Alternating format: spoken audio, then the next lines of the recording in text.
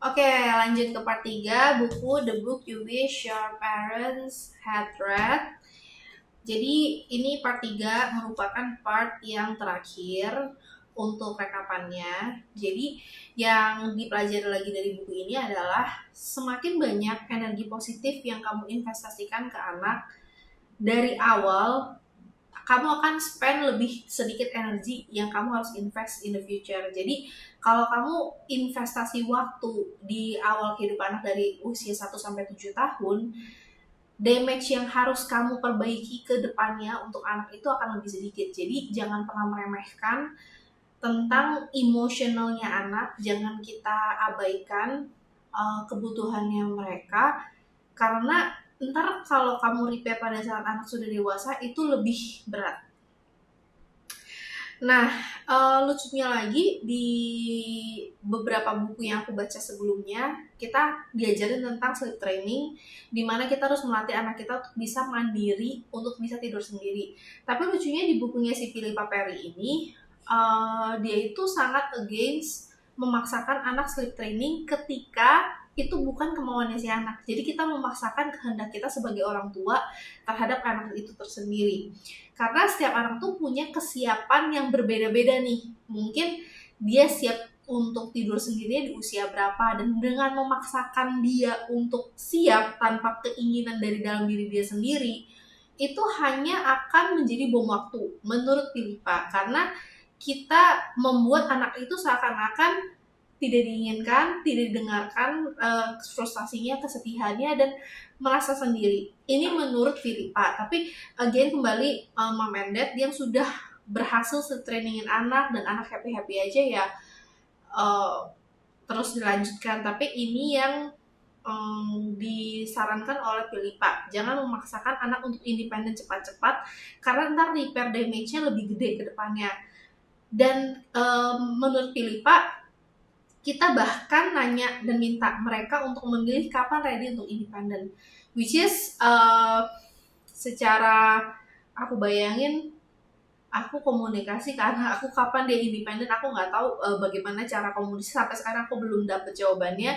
Cuma itu Philippa yang bilang kayak, contoh anak disuruh sleep training sendiri, tidur sendiri, dan dia nggak mau diminta kayak ya udah dicoba dulu sebentar. Kalau dia sampai histeris, teriak, nangis sampai dalam kurun waktu yang panjang, kita harus mengakomodasi perasaannya dengan datang dan menenangkan anak tersebut lah sampai dia bisa tenang gitu loh.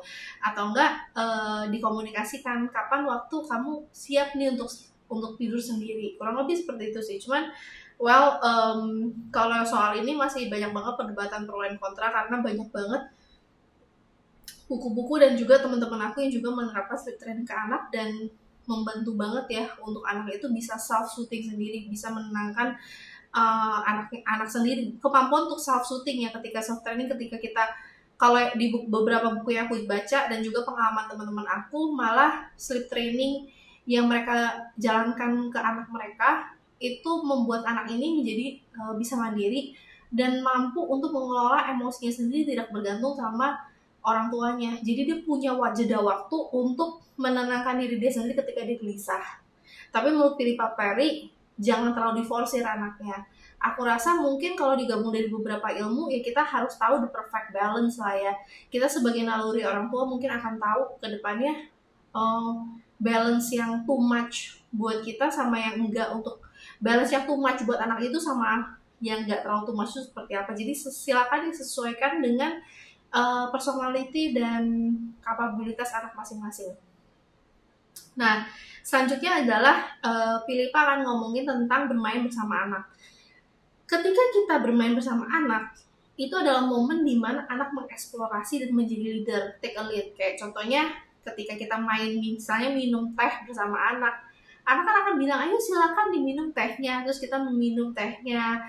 Itu meningkatkan rasa kepercayaan diri anak untuk take a lead, make a decision, untuk mengambil peran kepemimpinan dan mengambil keputusan. Jadi anak itu sangat amat bagus ketika kita bisa menghabiskan waktu bersama anak dengan cara bermain-main.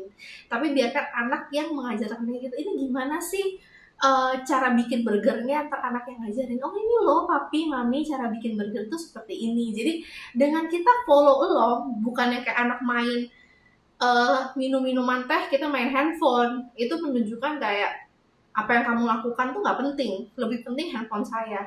Tapi ketika bermain sama anak, benar-benar bermainlah bersama anak, as if ya kamu lagi memang lagi ada di dalam rumah teh untuk minum teh bersama dengan anak.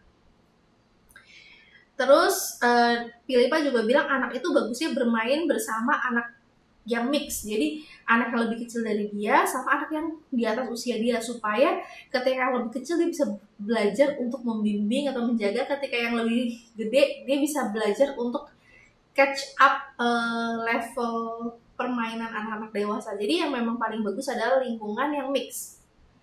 Nah, di sini yang bagus lagi menurut si Philippa, sebenarnya tidak ada anak yang baik, tidak ada bad behavior, tidak ada yang namanya perilaku yang buruk dan perilaku yang baik.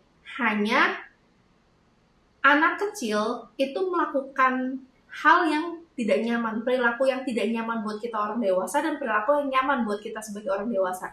Jadi kita sebagai orang tua atau caretaker, caregiver, kita tidak boleh mencap anak ini baik atau anak ini buruk, atau ini perilaku baik, ini perilaku buruk. Tapi sebenarnya semua perilaku itu netral, karena anak itu lagi curiousnya, lagi kayak penasarannya, makanya ya dia akan melakukan yang dia pengen eksplorasi aja.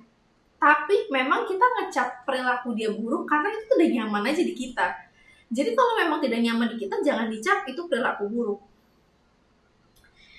Jadi mereka hanya bertindak tidak nyaman karena mereka belum menemukan alternatif yang lebih efektif, yang lebih membuat orang nyaman dalam mengekspresikan perasaannya dan kebutuhannya.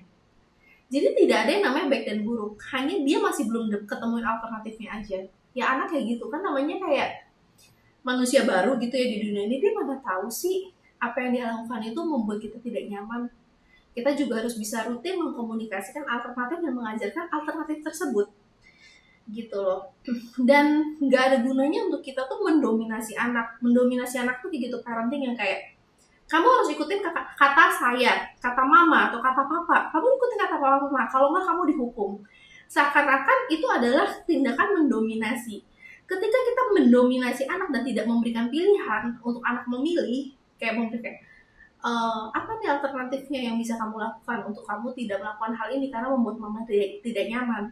Misalnya kayak apa dan apa. Tapi kalau kamu langsung kasih hukuman, kalau kamu kayak gini, kamu akan kayak gini. Kalau misalnya kamu nakal, saya kurung di toilet, coba kayak gitu. Itu kita sebagai orang tua, kita mendominasi seakan-akan kita adalah yang pembuat peraturan di rumah, dan dia harus turut, dia tidak punya pilihan.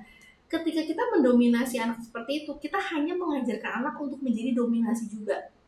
Jadi dia akan menurunkan sifat itu kepada temannya, kepada pasangannya, atau kepada anak yang lagi kelas. Nah, yang mesti orang tua bisa ajarkan ke anak dengan cara memberikan contoh. Contoh sifat apa sih yang harus dimiliki oleh orang tua? Sifat yang bisa mentoleransi frustasi. Kalau kita bisa mentoleransi frustasi, kita bisa toleransi tantrumnya anak, itu skill yang paling penting untuk dari orang tua.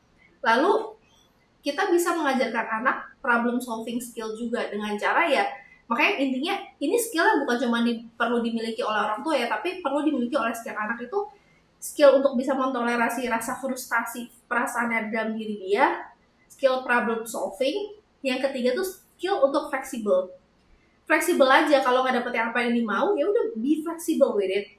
Sama skill untuk mampu melihat dan merasakan perasaan orang lain.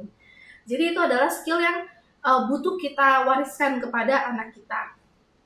Mana gini, tadi yang di episode sebelumnya juga sudah pernah dijelaskan sama Philippa, kalau memang anak itu wajar mengalami stres, frustasi, tantrum, itu sebenarnya wajar karena dia lagi melewati fase mempelajari hal baru. Karena Kalau anak itu stres, anak itu tantrum, kita harus anggapannya adalah ini fase dia lagi pengen mempelajari hal baru, lagi mau mendownload skill baru untuk diri dia. Jadi uh, mereka juga sebenarnya nggak enjoy, mereka juga nggak happy tantrum. Tapi kalau kita melihat anak itu struggle atau stres, kita jangan aduh kasihan, aku nggak tega nih anak aku tuh kayak sulit banget sih, kok dia sulit banget ngelewatin ini. Kita sebagai orang tua ketika anak melihat anak stres atau mengalami kesulitan, kita anggap aja dia lagi upgrade kapasitas otak dia, memori dia, kapasitas dia untuk mendapatkan skill baru. Karena tidak ada satu orang pun yang mendapatkan skill baru dengan tidak bersusah payah, karena yang namanya juga skill baru. Kita kan belajar dari nol, pasti lebih susah. Selanjutnya, poin selanjutnya juga kita juga harus bisa mengajarkan anak tuh belajar gratitude tuh dari orang tua. Kalau misalnya dikasih barang, kalau misalnya anakmu dikasih barang, terus anakmu nggak bilang terima kasih, terus kamu cemberut dan bikin malu, ini bikin malu banget sih, kenapa anak gue nggak bisa ngomong terima kasih. Itu karena sebenarnya simply mungkin anak tuh ngelihat ketika kita dikasih barang sama orang lain, kita nggak nunjukin kita ngomong terima kasih, makanya anak juga ngikutin. Jadi cara untuk mengajarkan anak gratitude, berterima kasih ketika dikasih barang, ya kita sesimpel kayak gini. Misalnya anak ngasih kita gelas kosong, suruh kita pura-pura minum teh, kita harus bilang thank you, sehingga anak nangkep, oh ketika aku ngasih barang ke orang lain bilang thank you, ketika aku dikasih barang aku harus bilang thank you.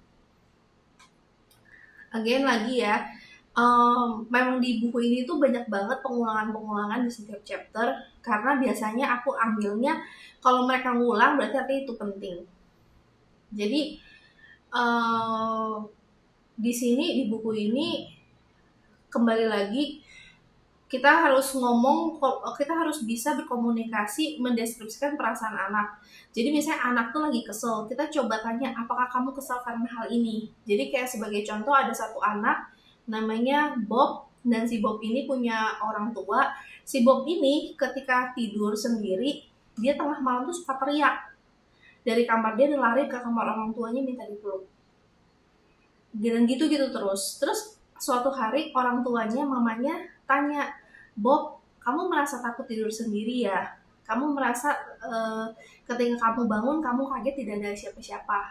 Itu apakah itu yang kamu rasakan? Si Bobnya iya. Terus dia bilang, lain kali kamu bisa selalu kok datang ke kita tanpa kamu nunjukin kamu teriak. Kalau kamu nggak perlu nunjukin teriak, mama papa tetap terima kamu kok. Kalau kamu datang ke kamar dan kamu masih tetap dapat hak setiap malam tanpa kamu harus teriak.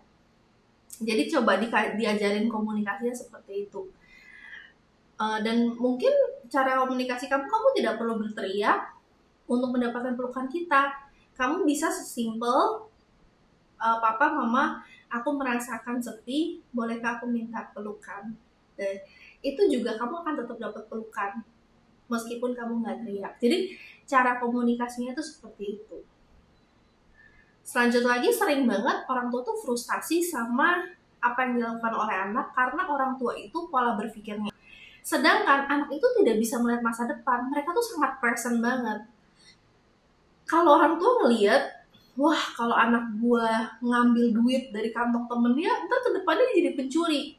Nah orang tua tuh terlalu melihat terlalu ke depan sehingga dia akan melakukan banyak cara untuk menyelamatkan masa depannya mereka. Tapi simpelnya tuh gini, anak itu tidak bisa mengetahui konsekuensi apa yang dia lakukan.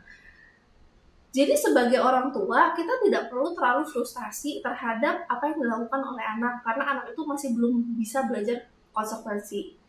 Kita sebagai orang tua bisa aja fleksibel dan bertindak sesuai dengan masa sekarang. Apa yang dibutuhkan oleh anak sekarang, kita lakukan aja yang dibutuhkan oleh anak itu.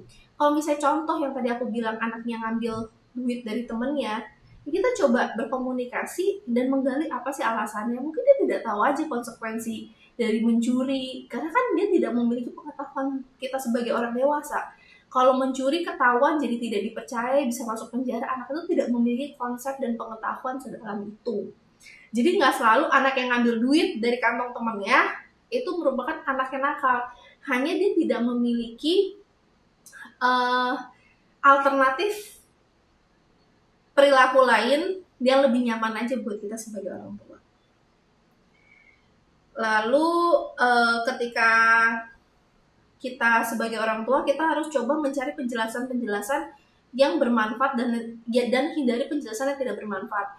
Contohnya kalau misalnya kita tuduh anak ini suka throwing tantrum, marah-marah, terus kamu kasih penjelasannya itu yang tidak bermanfaat dengan menjudging anak itu kayak, oh mereka tuh manipulatif, mereka cuma mau perhatian doang, mereka mungkin capek, mereka tuh paling tahu cara bikin aku stres ya, ada yang salah dari diri anakku. Sebenarnya itu adalah penjelasan-penjelasan yang terlalu judgmental terhadap anak dan tidak bermanfaat sama sekali terhadap anak. Daripada kita judgment anak ini cari perhatian, coba kita gali aja perasaan anak ini apa, alasan dia seperti apa, dan kita coba mendeskripsikan itu dengan kata-kata yang memang tanpa mengambil kesimpulan terlalu cepat terhadap anak. Nah, misalnya contohnya, ketika anak marah atau throwing tantrum, terus kita teriakin dia, jangan berisik, jangan marah.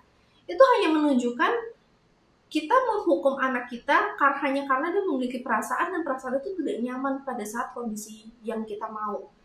Kadang-kadang perasaan anak itu semuanya valid, dan kita harus bisa menerima segala macam bentuk, warna, dan perasaan anak, dan janganlah menghukum anak hanya karena memiliki perasaan.